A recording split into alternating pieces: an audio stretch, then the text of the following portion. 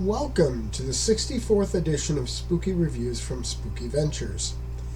This time around, I'm looking at a new DVD release of The Haunted Palace. Yes, I'm talking about the 1963 film from Roger Corman featuring Vincent Price and Lon Chaney Jr. Now, I had actually never seen the movie. As a Lovecraft fanatic, it's been on my must-see list for a long time. For those who don't know, while it says Edgar Allan Poe's The Haunted Palace, the movie is actually based on a story from H.P. Lovecraft called The Case of Charles Dexter Ward. The actual title to the movie is from a poem by Poe, though, and a couple verses of that poem show up in the film. You might wonder why they attributed it to Poe. There really had been a big run of Poe-based films around that time, and it was a lucrative line of movies. So I'm sure they went with that name because audiences were used to seeing Poe movies, whereas Lovecraft was a rather unknown name outside of certain circles at that time.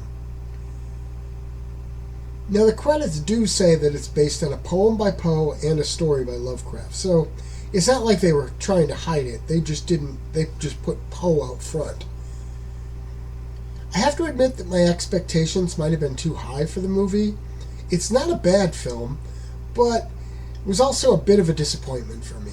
I mean, you can't go wrong with Vincent Price, and he's one of the best parts of the movie. Lon Chaney is perhaps not as good here as he is in a lot of the other stuff. I think that by that point in his life, he had a lot of struggles, and his work was probably suffering to some degree from it. He's solid here, but we don't get the kind of brilliance that I have come to expect from him. The story is a little hard to follow at times, and the movie has a tendency to be a little slow. Part of the problem with it is that in flashbacks, the same actor is used for the ancestor, and then in the regular part of the film, the descendant. That is necessary for the story in the case of Price's character, but with other characters it can be a little confusing. Still, this was for many viewers the first exposure to Lovecraft, and there were some blatant mythos elements at play, including the Great Old Ones and references to Cthulhu and Yog-Sothoth. It earns points for that in and of itself. It also has some pretty creepy elements, like the monstrous being under the floor. I'd say that the movie is good, but not great. The disc itself is pretty bare bones, coming only with a few trailers as bonuses.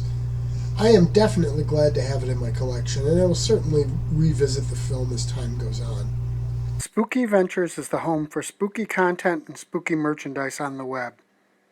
Check it out today at spookyventures.com.